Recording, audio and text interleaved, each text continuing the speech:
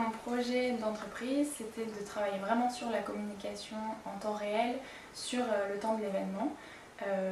Moi ce qui m'intéresse vraiment c'est le fait d'éditorialiser le contenu qui peut être produit sur événement, et du coup je travaille notamment sur des synthèses à la fin d'événements, mais du coup ça passe par toute une communication avec des illustrateurs, des médias sociaux, du reportage sonore, etc.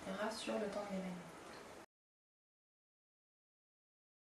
Les qualités pour être un entrepreneur, pour moi, c'est savoir réagir aux opportunités, être à l'écoute, être ouvert, avoir éventuellement un projet précis qu'on a envie de mener. Mais pour moi, par exemple, c'était pas forcément un projet tout de suite précis. Je savais que je voulais être entrepreneur, c'était pas du tout le cas, je voulais être journaliste. Donc c'est vraiment les rencontres qui ont fait de moi aujourd'hui une entrepreneur. Et je pense que ça c'est vraiment important, savoir écouter les gens, saisir les opportunités et puis être persévérant. J'ai choisi l'entrepreneuriat, en fait c'est pas moi qui l'ai choisi, c'est plutôt l'entrepreneuriat qui m'a choisi.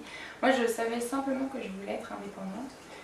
J'ai fait donc un parcours de journaliste scientifique, j'ai été pigiste pendant 3 ans et je savais que je ne voulais pas rentrer dans une rédaction.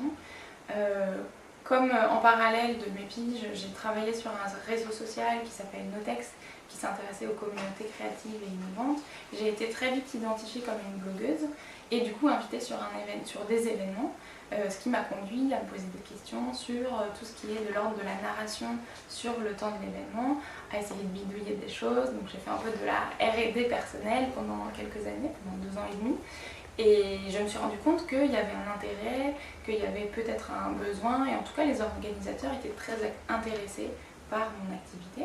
Du coup, c'est là où, à plusieurs, parce que j'ai pas pris la décision toute seule, j'ai décidé en fait de créer une entreprise et du coup de développer cette activité-là. Mais c'était pas du tout une volonté au départ